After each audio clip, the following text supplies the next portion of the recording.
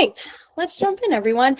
I want to acknowledge I am a terrible football wife. Most of you know my husband is a college football coach, and today is a holiday in our house, and many houses, I think. He is a huge Patriots fan. I am wearing my Patriots versus Eagles 2005 Super Bowl t-shirt in honor of this holiday. My family's from Philadelphia, so if I just were a Patriots fan, I would be exiled by my father. And I can't really say go Pats. It'll just break his heart, but we're hoping the Patriots win today. So my apologies in advance if you hear my husband or my 3-year-old screaming in the background. They're so excited about this game today. And gold star to all of you, and A+ and all of the things, especially those of you who are football fans. Thank you for being here. Even if you have it on in the background, I'm glad you're here today because today is a very important day for us. I open this up to all grades. I mean, especially sophomores, this could make sense for you today. But today, my goal is to really prep our juniors. It's time. I want to sing that Mariah Carey, like, it's time for, Christmas, that meme that comes on before the holidays.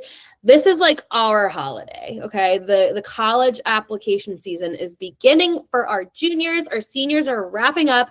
I'm still talking to them, working with them on like letters of continued interest, scholarships, all that good stuff. But really, my focus is on my juniors now. So let's jump in today to talk about what you should be doing, juniors. And for those of you who are younger who might be here with us, it's going to be helpful for you to look ahead. And bear with me because I'm going to be back and forth admitting people as they pop in. So sorry about that, y'all. I am pretty tech savvy, but I struggle sometimes. So my goal today is to keep you grounded. Okay, we're not spiraling. So when I say it's time, I hope it's not that you get anxious and freak out, but rather that like, okay, it's time. We're preparing, right? We're going to be prepared. We're going to have some clarity today. I will tell you, there's like no secret trick I'm going to give you today. All right. You're going to have to work. There's going to be a year of intentional work, but it's a year of intentional work, right? We've got time. So us being here today, it's January 25th. We've got plenty of time to plan so that we're really moving the needle when it's time to submit applications. And I'm going to inform all of our work today. We're going to talk about our class of 2026 and what I'm seeing, our current seniors. I'm going to share some of our results, some trends we're seeing. So yeah, this isn't just theoretical. This is all going to be based on things that are happening. It's still early. I'll have more insights to share later on this spring, but it'll be helpful. So here's how we're going to flow today. First, we're going to talk about the current admissions landscape and kind of what has changed, what hasn't. I'll share some real updates from our seniors, like I shared, where outcomes may have surprised our families and why. And then at the end, I'm going to translate that all for you and give you a clear action plan. I'm going to give you a 30-day, a 60-day, and a 90-day action plan to do this month, this spring, and this summer. So yeah, you're in the right place. I'm excited you're here. With that, I want to start by resetting a few narratives that tend to cause the most stress in our world. So first of all, on the left, you'll see there is a perfect formula. There isn't. Okay, we're going to talk about that today. There's no one way to do things, and there's some reasons why. I also want to dispel the myth that more is always better. Okay, we're going to talk about extracurriculars today. That's going to be a key thing for my juniors to think about is their extracurriculars. We've got, a couple months till we start submitting applications, and I don't want you to have that mentality, more is always better, that can actually hurt you. It's about, going deeper in what you're already doing at this point. And then lastly, everyone's ahead. Please, please, please hear this from me. I have students who don't even think about the college application process until August, right before senior year. Okay. In fact, my student who's a freshman at Harvard right now, that's when we started working with him. It was August of his senior year. I promise you, it's almost never true. Don't believe the fear mongering, all of the things. You're right where you're meant to be. Right now is perfect. If you're here, you're even early. You're perfectly on time and even a little early. Okay. So I promise you, you are in the best place possible. And I want you to just see on the right, strategy is going to beat panic. Okay. Focus is going to beat your frenzy. And the big thing today that we're going to talk about is we need to understand institutional priorities. The other stuff on the left, the perfect formula, more is always better. Everyone else is ahead. That means nothing. The biggest piece that you need to understand about this college admissions process is institutional priorities mean almost everything. okay? And we can control what we can control relative to the institutional priorities, which is what we're going to cover today. So here's a little slice of our current seniors and where they've been accepted to date. And I want to be very clear about something. Every one of these outcomes has happened alongside rejections that have surprised families. We've had students admitted, multiple students to all of these colleges. And again, this is just a small slice. Let me just call out one thing, Yale University. We do have a student who's admitted restrictive early action to Yale. We'll spend a little time later on this spring talking about restrictive early action, early decision, what all those terms mean. But restrictive early action essentially means a student applies to one school, I won't get into the nitty gritty. Essentially, you apply to one school early action and the rest regular decision, but there are some stipulations, like for Yale, you can apply to public schools early action, but no other private schools early action. Yeah, weird. It's not binding. This one piece you need to know. So this student who is admitted to Yale applied to other schools early that were public and has heard back. He's still waiting on other Ivy League admissions. But just a fun fact there, our student admitted to Yale University was also admitted to UConn with a full ride scholarship all 4 years. Deferred, which Michigan calls postponed from Michigan. Admitted to Yale, postponed from Michigan. What? Full ride to UConn, but postponed from Michigan. So this cycle, again, reinforced what we see every year, that strong students, some of our strongest students, can have unpredictable outcomes. And we're going to talk about this today. It's not because they did something wrong at all, but because admissions is about class building. It's about class building, not about individual worth, okay? So important for you to understand as we set kind of our plan today, our 30-day, 60-day, 90-day plan. This all comes down to class building, okay? Admitted to Yale, postponed for Michigan, same exact kid, but different institutional needs. So let's break this down a little bit. But before we do break that down, I do want to share that these rules, there still are rules, okay? They're just a little bit more difficult to misinterpret. Let's look at the macro, the big picture of the admissions landscape right now. So you juniors know what you're walking into. Right now, this is from class of 2026, current seniors. More applicants, especially at public flagships and top 50s. So this past year, UCLA received 145,000 applications. Okay. I'm sorry, this is class of 2025. So this is current freshmen in college. That class was 145,000 applications.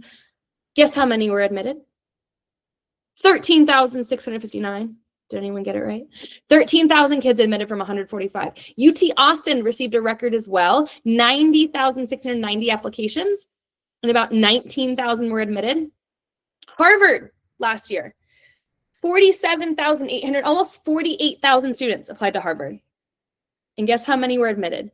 2,003. One of those was ours. We had one student admitted to Harvard. Wild, right? Those numbers are wild. More applicants than ever. Why? Well, because things can be unpredictable, right? So students feel like they have to apply to more schools to have more options. And that's not necessarily true. We will do a whole session, like I mentioned, on list building, and we'll talk about that. It's about strategy and understanding why colleges are admitting or not admitting students. Institutional priorities, big thing.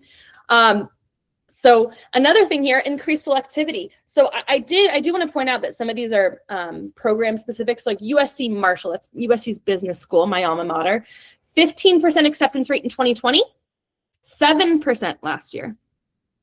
Vanderbilt, 8.8% acceptance rate 2020, 4.7% last year. Wisconsin, 54.4% in 2020, 45.2% last year. Miami is one of the biggest ones.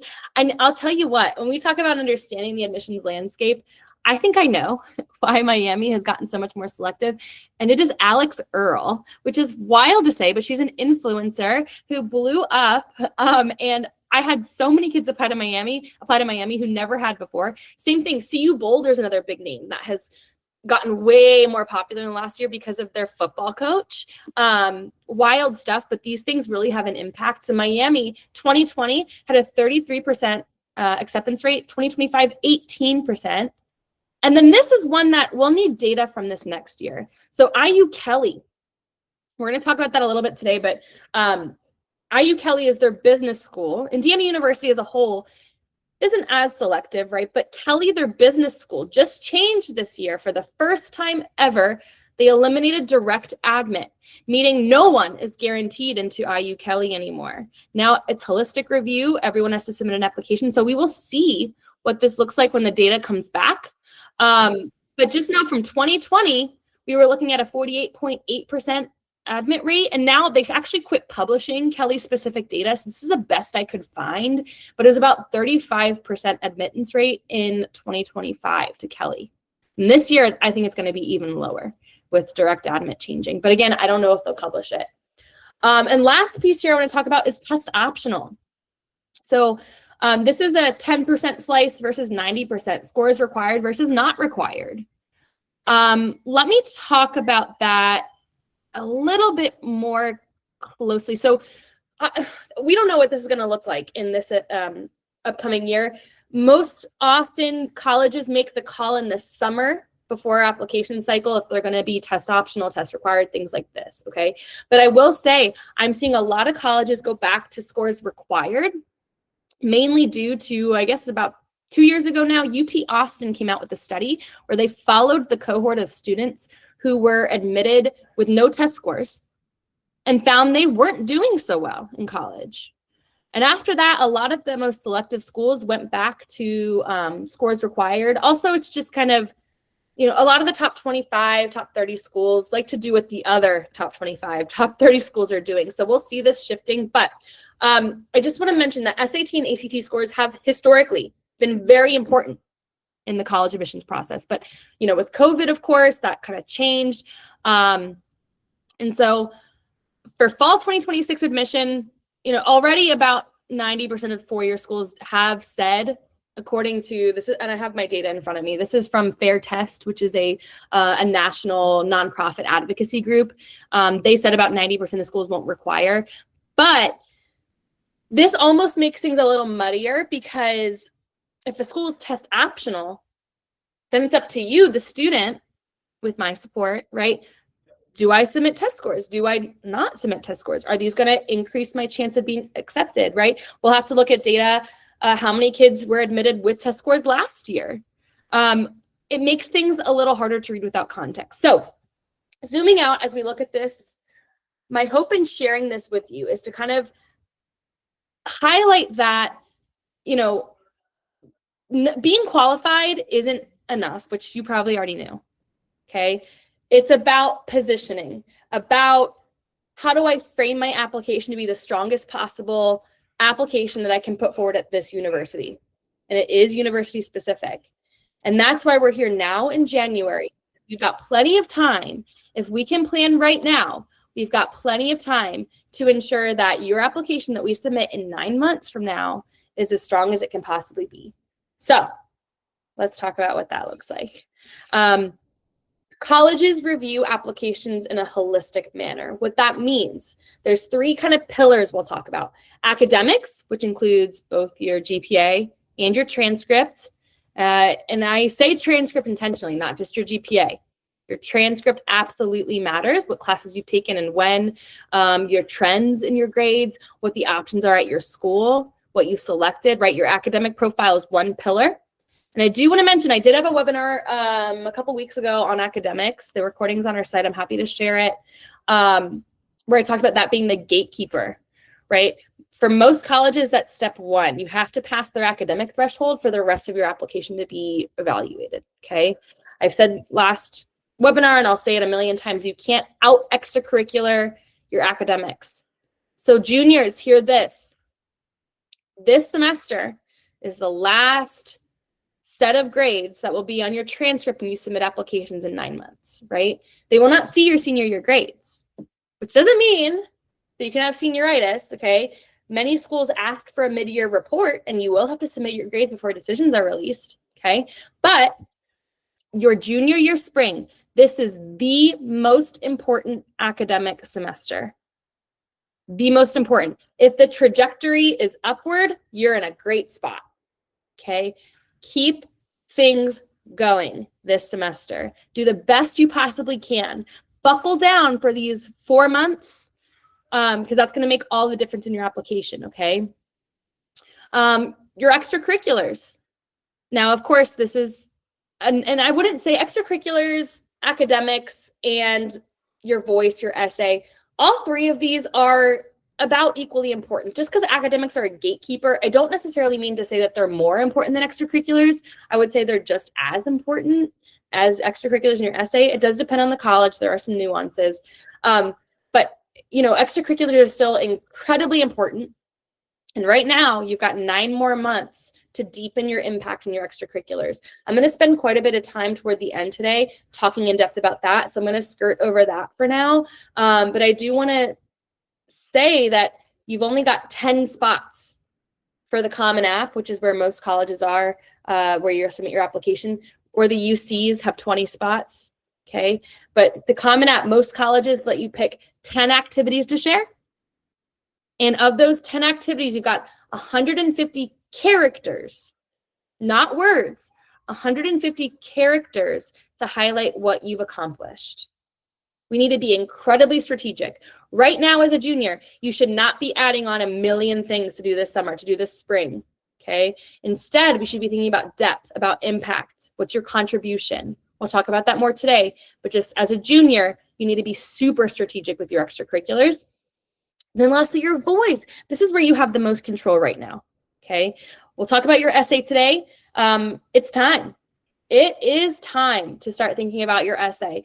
Prompts will be released in about a month from now, usually mid to late February. Prompts are released, but I will say they haven't changed in quite a few years. We can probably assume what you're going to be asked. But it is time to start thinking. I don't mean writing. No. I do not want you to be writing right now. I don't want you to stress. No essays should be written anytime soon, but we should start thinking, okay? And maybe journaling, I might call it, okay? We'll talk about this a little more today too, but your voice is a huge part of this. Again, we're looking for alignment across all three. Not one should stick out more than the others. You should have alignment. Academics a gatekeeper, but all three of these pillars should be aligned in your profile. So that's what we're here to do. Now, this is one of the most misunderstood parts of admission that I really want to emphasize. School profile. In our onboarding, your very first meeting with me, I pull your school profile from your high school. This is a document. It should be in your folder. You can ask your school counselor if your school doesn't happen to publish it. Maybe we couldn't find it in your onboarding. But the school profile is a document that your school produces and attaches to your transcript for college admissions officers to understand the context of your high school. What I mean by that, it'll tell the college admissions officers what classes are offered at your high school, what the average academic performance is like. So most often they'll share average GPA or GPA distribution, class ranking info, SAT and ACT data, where kids matriculate to, meaning where they go to college, things like this. You are going to be assessed against your classmates, okay? You're not going to be assessed against kids in a different state or even a different town, a different high school. You're assessed against your classmates, okay? So that's something that's really important to understand. How do we position you in your application to be the strongest of your classmates? Course availability, what I mean by that, they're looking at rigor relative to opportunity. So are you taking the most rigorous classes you can while still getting an A? Something I mentioned in our academic webinar, most rigorous classes you can while still getting an A. And if you remember from my academic webinar, I shared with you a short essay essentially that the admissions officer wrote about why a student had chosen to double up on languages instead of taking a social studies class.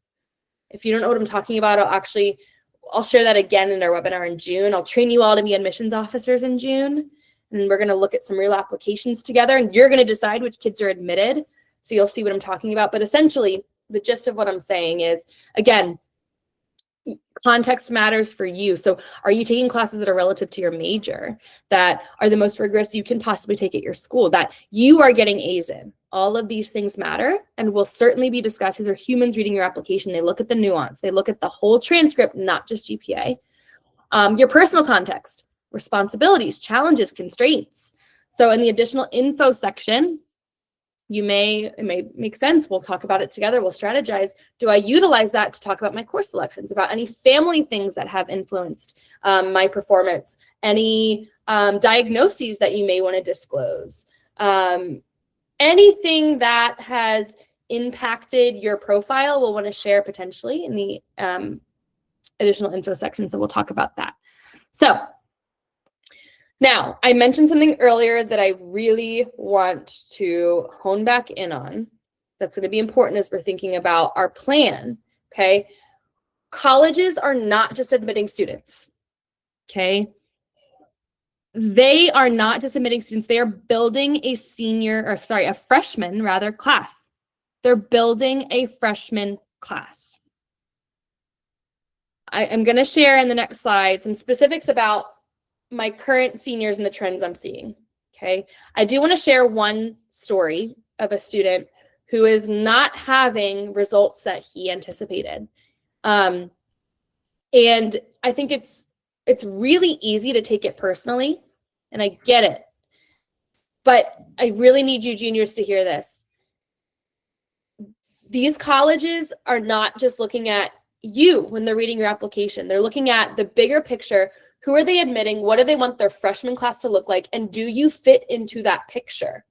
It's not ever personal. And this is why we're going to emphasize today, building your list, your college list is incredibly important, because just as colleges are looking at fit, does this kid fit into our freshman class? You need to be looking at fit. Does this college fit my story? Is this the name I want on my resume? Is this the experience I want for 4 years and beyond? Because trust me, a lot of this, your college will become a part of your identity. Like Shannon is here, I think, today too with me. We went to USC together. She works at USC now. USC is a huge part of our identity, right? Where you go to college becomes a piece of you. Does it fit you?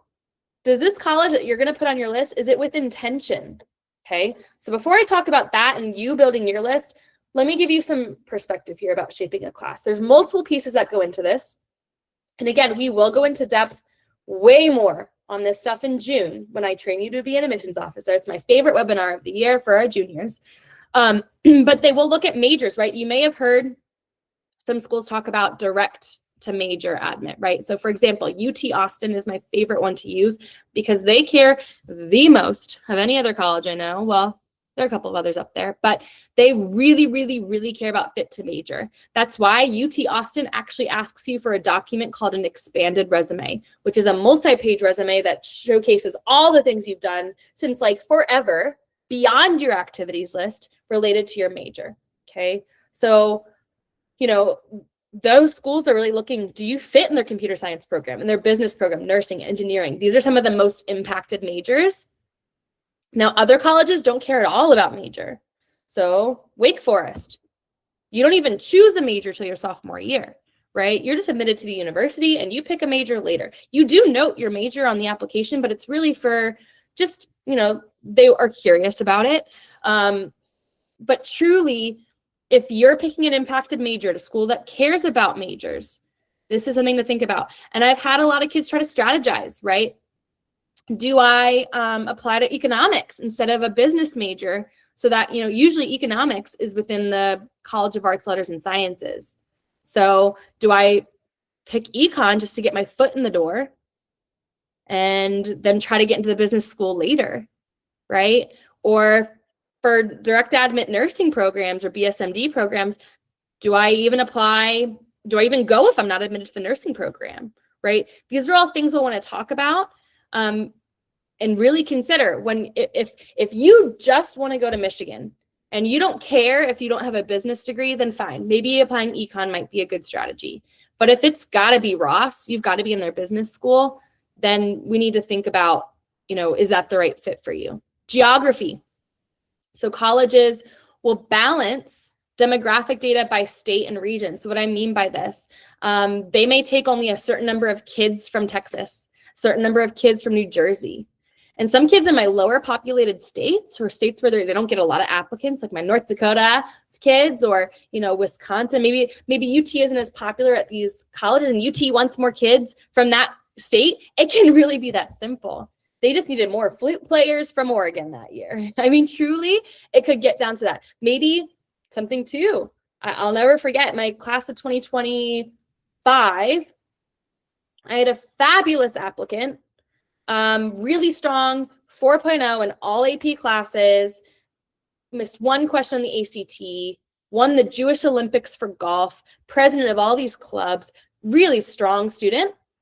But he went to a really rigorous private school where all of his classmates had similar profiles. And he was one of 8 students applying early decision to Duke. And we met with the school counselor to talk about that because, again, state region balancing, also high school balancing. Colleges are not going to accept, you know, Duke is not going to accept 8 kids from this one high school. It just doesn't work like that. Truly, sometimes it can be about, again, the context of your class. And we told this kid, it's probably not looking good for you. ED Duke, maybe we use your ED somewhere else where it can give you a little more of an edge. Duke was the dream. Heck yeah, dude, we support it. Let's do it. We did ED to Duke. He didn't get in. He's at his rival school now, UNC Chapel Hill. He turned out just fine. He's at a fabulous institution. But again, when we're shaping your list, we're talking about ED, EA, all of these things. Something to keep in mind is the context of your class, okay? Financial needs. There can be budget pressure, being a full pay family versus not.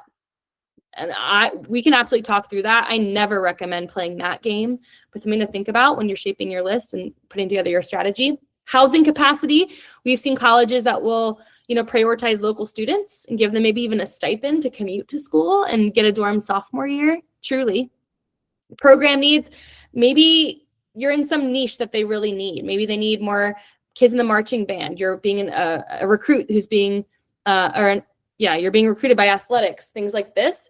Enrollment targets. So I mentioned earlier, my student admitted to Yale, postponed to Michigan, which again is their word for deferred. I was talking to David, one of our counselors, about this yesterday. I really think Michigan's protecting yield this year. Yield is the percentage of kids who actually attend the university versus who is admitted, right? So colleges know you're going to be accepted to, like, let's manifest. You're going to be accepted to 100% of your schools, every school, okay? But you can only attend one. So they know this. And so they have some statistics they play with in the background where they can tell what their yield rate's going to be. And so, like, they know our student who got into Yale is incredibly strong. He's probably, maybe, we don't know, but he probably wouldn't go to Michigan, right? Maybe he would. So they are deferring or postponing him, even though he's super strong, because they think he maybe won't go there. So now they're maybe playing this game where they want to see, is he going to engage with the university in this deferral period? Is he going to write a letter of continued interest? Is he going to attend our webinar? Is he going to do all of these things? And then maybe we'll think about admitting him.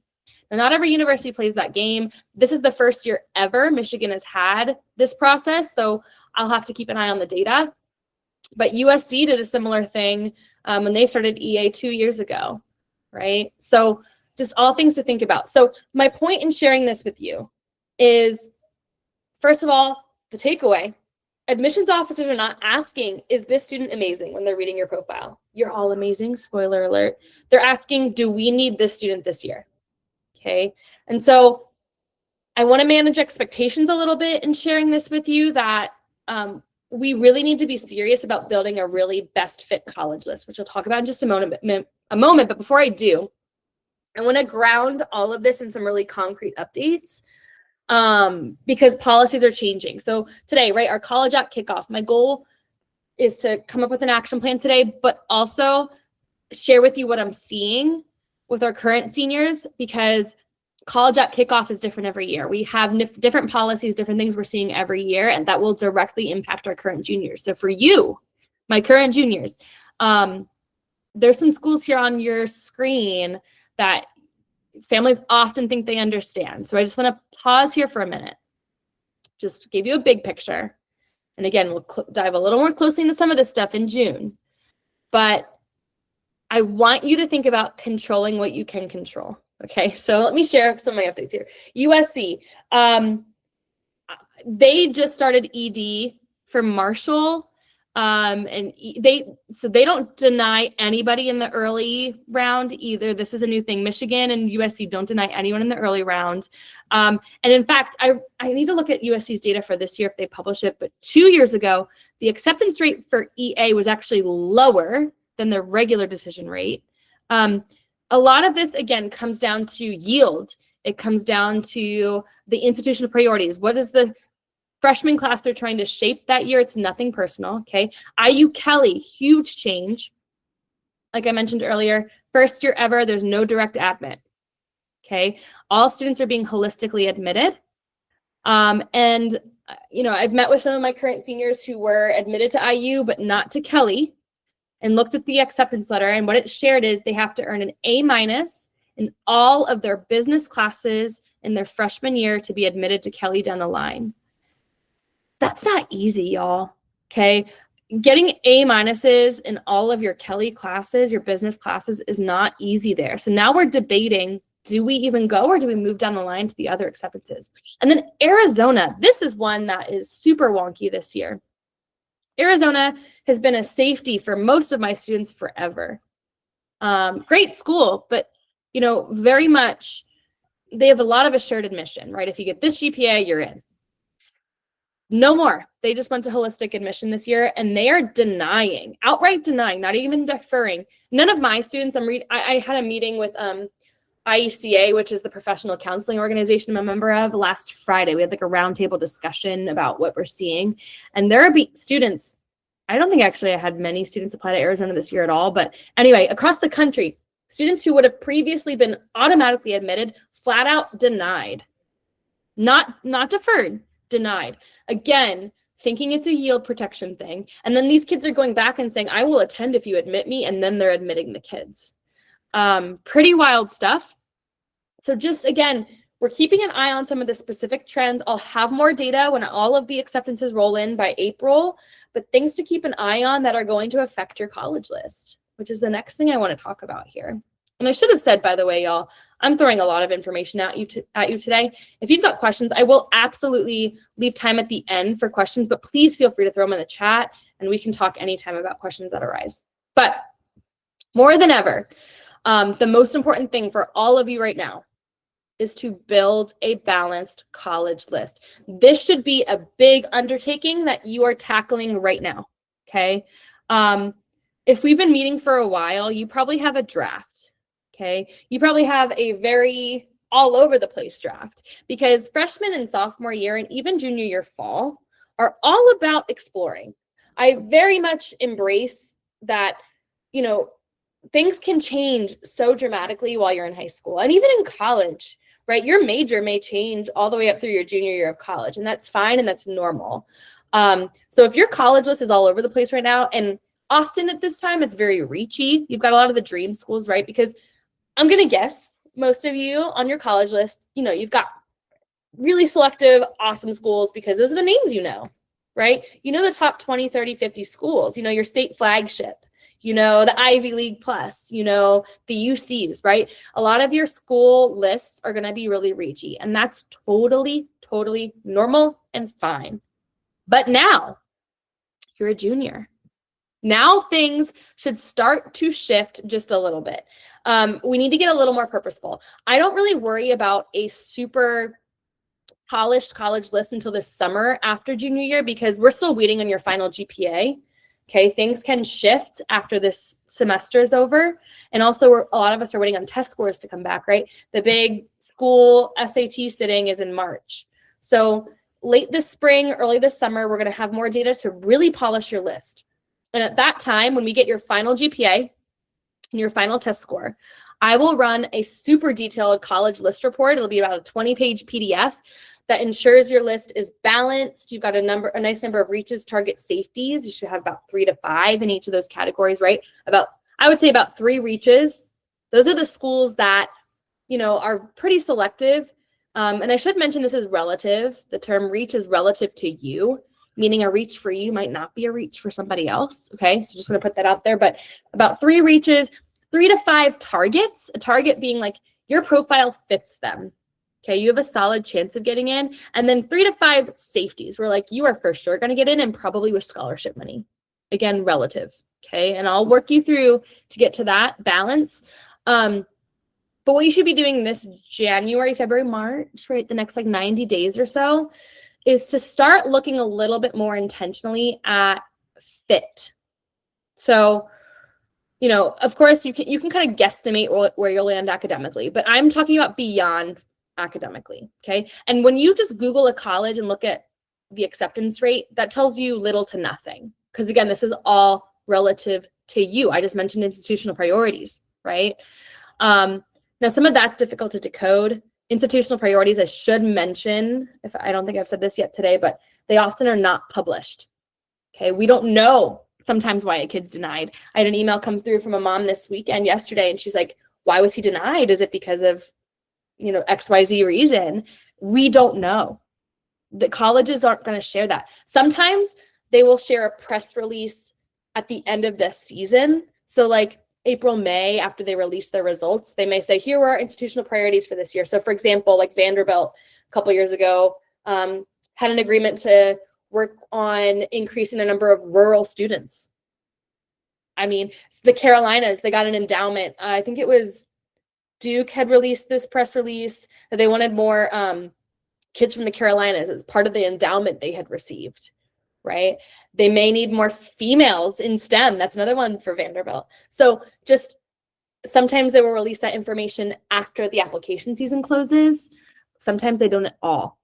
So I'm not talking necessarily about decoding, do I fit this college's institutional priorities? No. Again, do they fit yours? Do they fit your priorities? Or is it just because your best friend's sister goes there and they like it? Or your neighbor's dog goes there? I don't know. But no, what about, is it a fit for you? So don't worry. I just gave you the institutional priorities picture so you have that in your back pocket and you understand that it's not personal. But for you, when you're building your college list, I want you to worry about what your fit is. And we'll do that together, right? In one of our first or second meetings, we'll go through and we'll look at your institutional priority, or not your institutional priorities, your personal priorities. And you'll fill out that college preferences questionnaire with me to kind of think through what do you care about. And then I'll make suggestions to you based on those priorities that you have. But then, you know, that's my job, is to suggest schools that I believe would check a lot of your boxes. Okay. But then your job now is to actually dive in, do the research and see if I'm right. See if that suggestion is right. Okay. Or your mom's suggestion, your aunt's suggestion, your neighbor's suggestion, your friends, are they right? Is this a good fit for you? So let's talk about some of these bullet points on my screen here. First thing, their academic model you want to look at. So how does learning actually happen there? Are there 200 kids in a lecture hall and the professor doesn't even know you exist? And that's the class. Is that exciting to you? Or is it more discussion based? Do you have to pick your major off the bat and you can't really change it? Or is it somewhere where, you know, you want to build your own curriculum like at Brown, or you want to explore a little more and have that academic freedom? Liberal arts is going to be a very different experience, right? A student at the Claremont colleges is going to have a very much different experience than a kid at UCLA. So the different vibes of the schools when it comes to academics is important to really understand. How do they approach learning? What about opportunities you'd use? Are you a soccer player and you can't give it up yet? And so they've got to have at least a rec team that you can join. Is that important to you? Do you want to be at the big college football games? Is that a part of your experience that you've grown up wanting? Totally valid. What about like job stuff, right? Job prospects, job fairs, internship opportunities. Is that important to you? Research with a professor. Are you pre-med and you want to be on a campus where they've got a medical school attached? So that potentially you could maybe collaborate with that school, or at least a hospital down the street where you could volunteer. The community culture, do you really want a sorority or fraternity? Or is that like not your thing at all? And if you go to a school and like 70, 80, 90% of the kids are in Greek life, you're going to have trouble fitting in socially. Now, one thing I do want to mention, like party school vibe, there are some schools that are known more for being party schools. I will tell you, every college has a party school. If you look for it, okay? But are the kids like you? right? Are you going to be able to find your place? Do they have any clubs that you love right now in school? Like I have a student right now. She's at Occidental College. She was huge into debate and mock trial, worked for her state assembly member when she was in high school. That was her thing. She's now the captain of the mock trial team at Oxy. She plugged right in. That was her place. Like 1000% that's her place. Like, do you belong there? And that's a tricky one too. I do want to talk about college tours here for a second. One other thing that's a great thing to do this spring, visit the campuses in person. It's very difficult to get the vibe from a Instagram page, from a TikTok, from a YouTube video, even if it's like from the student's point of view. I will say I have a meeting on Wednesday. I think I'm gonna link up with an app that I can get for you guys, where you can talk to current college students. I'm certainly going to have panels. If you're curious about a specific school and you want to talk to a student there, let's talk. I probably have a kid there and you can talk to them. But the best thing you can do beyond even talking to current students is getting on that campus, right? Visit. Whatever you can do, and especially during the school year, because summer is going to be different. There's not as many kids on campus. It's just a different vibe. So, and then lastly, when you think about fit, it's also like, what's your role there, right? Because you're going to be asked by many of your colleges to write an essay. Why do you want to go here? Why this school? Why Michigan? Why Wisconsin? Fun fact, Michigan and Wisconsin ask you to write like 650 word essays. I'm not exaggerating, 650 words, as long as your personal statement. Why do you want to go here? These schools really care that you fit them as much as they fit you, right? These are getting more and more important again. So can you articulate that? Okay, with that, so that's one thing you should be doing this month. So along that, let's talk about the rest of the things you should be doing this month. It's almost February, junior year. Like I said, 8 or 9 months from now, you're hitting submit. 1 year from now, I'm going to be talking about your results to my current sophomores. You're going to have acceptances on the table and you're going to be deciding where you're going to go. So what do we do this month right now to get there? So, the freeze outside, I think, is a nice metaphor for us, this winter storm that most of you are experiencing, because soon things are going to thaw out and it's a new season for you. So as you're thawing out, I'm okay with you warming up slowly. Okay. I'm not saying that this month you need to be writing your college essay. No, you do not need to write your college essay month. You can still this month. Okay. Sorry. Sometimes my mouth moves faster than my brain does. So you can thaw out a little bit, but right now you should certainly be doing these things on your screen. Okay. Number 1 on there, pick 2 to 3 core activities. So what I mean, we'll talk about that in a second. We're going to do an activity audit, but I don't want you to add a million things. Okay. We talked about summer plans back in December. And if you still are looking for summer plans, let's talk. One thing I want to emphasize, I'm still getting questions about summer programs. I'd rather you initiate your own thing. Okay, so you're not too late. You can totally, and you should totally, initiate your own thing this summer and think about what that looks like right now if you haven't already. Okay, we'll talk about activities in just a second. Let me touch on the others on the screen here. You should totally meet with your teachers. Okay, you are all going to have to get 2 recommendation letters. Okay, what are your relationships like with your junior year teachers? Right now is a great time to foster that. I will remind you all in May when Teacher Appreciation Week comes up. You should be writing handwritten thank you notes, all of the things. Let's get those relationships going so that you have really strong letters of recommendation for the fall. Course planning and grade planning. I know we had an academic session a couple weeks ago. Just to emphasize again, junior year academics, most important, okay? And on that note, SAT. You should all be taking the SAT or ACT this spring. We've come up with a plan one-on-one. If you've done Algebra 2, you're ready for it. March SAT is typically offered at the school. You should take that. Use it as a diagnostic, if nothing else. And I would recommend you take it, about 3 times. Once in March, maybe once in June, once in August, maybe twice this summer, and be done with it by September, okay? Because we need to send those scores. They got to be done. And then lastly, again, emphasizing again, your college list with loose categories. We don't have your final academics yet, but you should set your direction there. Visit if you can, okay? All right, like I said, we want to talk about activities for just a second. you should do a little audit of your activities this year or this month. And this here alone can totally change your application. So, as you look at your summer plans and what you're going to do, you should be reflecting on what you've already done. Looking at your activities. This spring, the two big deliverables that we can get done before summer gets here is the beginnings of your essay, okay, and your activities list. Your activities list is a great thing for us to knock out this spring. It's essentially, again, your mini resume. You've got 10 spots, and I want you to really reflect so we can start thinking about how we're going to frame everything as under a big umbrella that we call your marketing theme. Okay, this is what we'll be developing together this spring. But I want you to look at each activity and think, what changed because I did this? What did I build? What did I improve? What did I lead? And what's the evidence? I'm going to be asking you about that when we put together your activities list. Any metrics you have to share. What outcomes did you have? How many students did you support?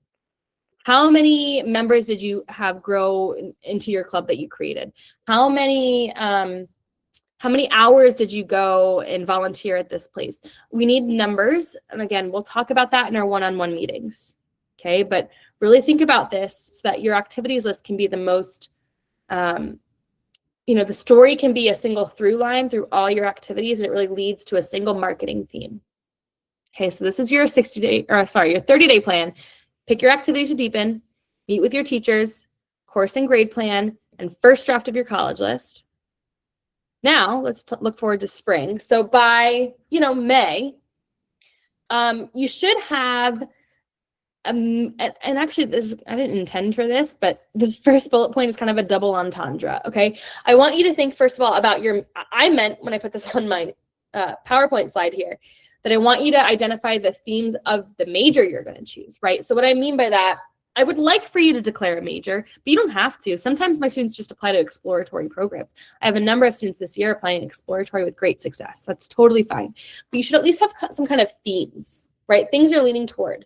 Is it STEM? Is it more liberal arts? Is it more performing arts? Is it maybe some engineering, maybe some medical stuff? Some themes are fine, even if you don't have an exact major. But then also, my double entendre I just thought of when I'm reading this out loud is just major themes of your whole application too. So the theme should align, right? Between your major and the themes of your application, there should be some alignment. So for example, if you're interested in pre-med, you should have taken bio and chem for sure, right? And ideally physics too. Little throwback, if you remember from my academic profile or my academic webinar, the trifecta of sciences, chem, bio, physics. If you're doing something pre-med, you certainly need those three courses. Or if you're interested in engineering, right, that should match with your academics on your transcript. You should be building your resume this spring, like I said.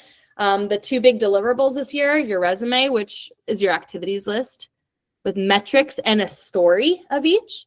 And then this is what we're going to talk about in our February meeting. I want to see all of you before March, if I haven't already. We need to start your story bank, we'll call it. Okay, that's what I mentioned at the beginning today, kind of journaling. I don't want you writing an essay right now.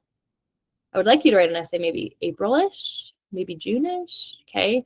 I would love to have an essay done this summer. I'll talk about it in a second. But right now, this is my 90 days, okay? I already did, or I should say this is like 60. Yeah, this is about 90 days. Yeah, this spring, this is fine. This season, 90 days.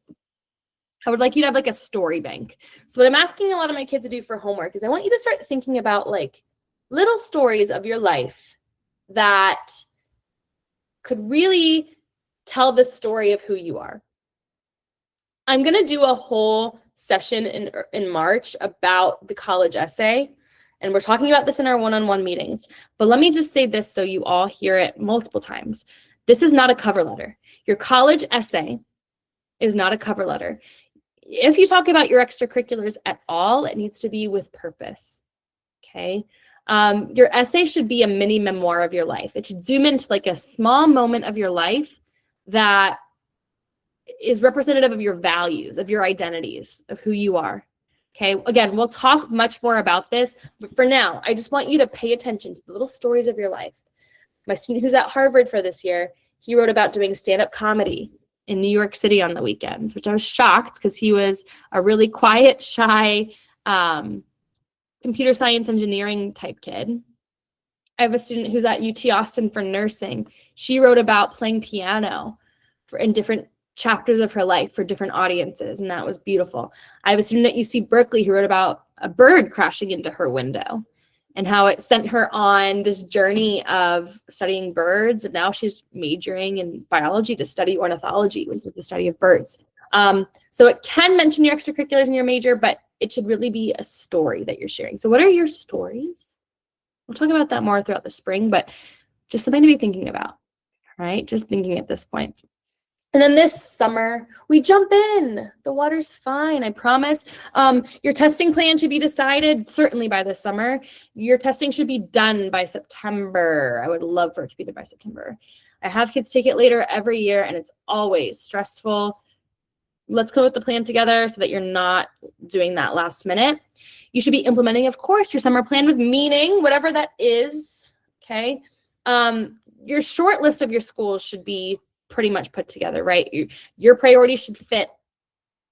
And then you should begin your why major and why school research notes. So in addition to, your essay, ideally, I don't have that on the screen, I should. Your essay should be finished by like July. So, August 1st is when application season opens. Let me say that really loudly here.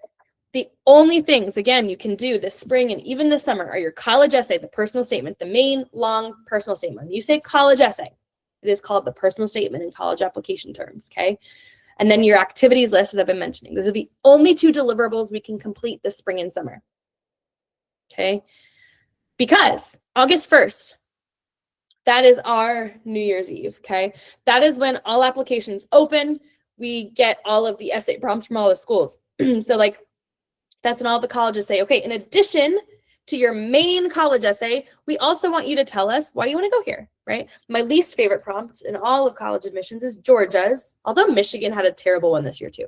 But Georgia asks, why do you want, they say, what's a book? Write about a book that supported you in the transition from middle school to high school. That's UGA's. That's a lot of kids struggle with that one. But Michigan had a weird one this year about how do you enrich the past and innovate for the future, or something like this. That one was confusing. Anyway, they'll release all their confusing prompts August 1st, and a lot of colleges will have, a why major why. I promise you, someone on your college list is going to ask you, why do you want to major in your major? Someone on your college list is going to ask you, why do you want to go to our school? And some of them will do both. Like Georgia Tech asks, why do you want to major in this major at Georgia Tech?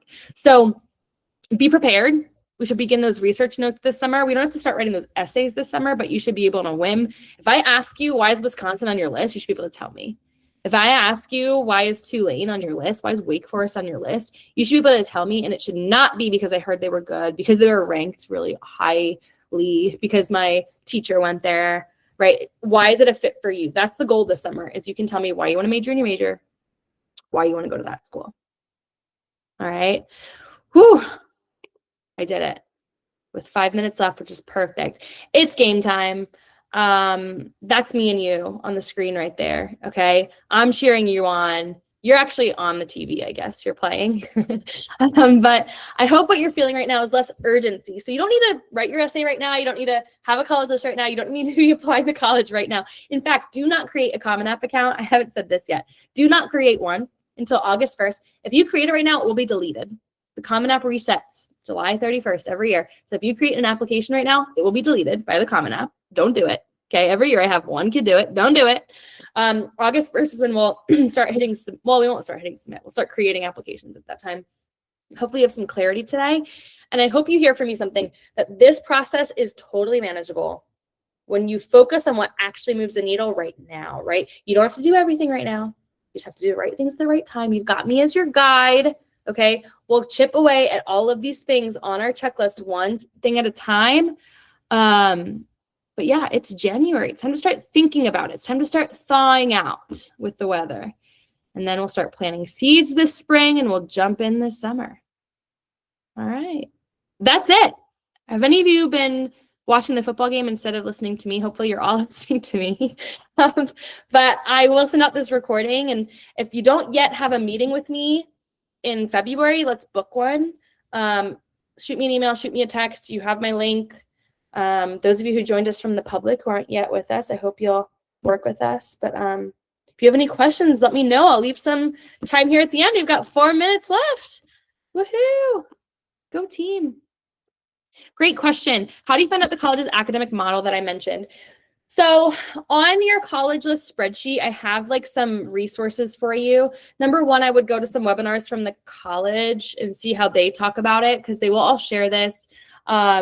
Visiting the school is the best case scenario, but webinars are a great second. Just looking at their website in general, understanding that their marketing materials are going to, you know, some of the stuff like the vibe, the culture is hard to delineate from a college website, but you will be able to find out their academic model. Like Brown on their site will talk about their open curriculum, right? Wake Forest will talk about not picking a major.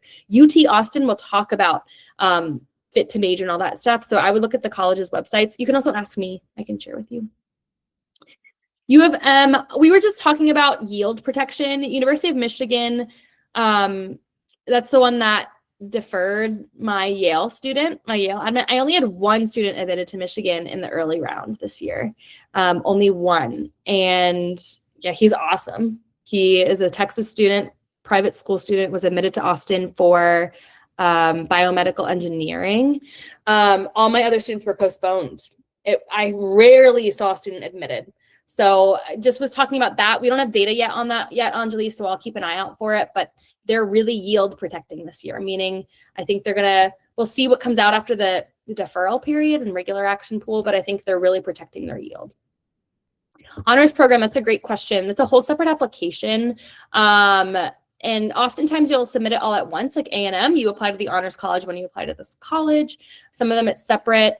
If you've got questions about honors programs, we can talk about that for sure. Sometimes an honors college is a fit for a student, and it might even, you know, it's like Penn State, for example. A lot of students might not like Penn State on its own, but they might love the honors college at Penn State, right? Or South Carolina is another one where kids love the honors college. So we can certainly talk about the nuances of that. You can often go to webinars and information sessions about honors colleges. They all have different requirements, right? So like some of them require you to do research. So if you're interested in research, that might be something you look for honors colleges that give you those opportunities. So we can talk about that for sure. All right, you're welcome. All right. All right, y'all. Well, that's it for me today. Let me stop recording.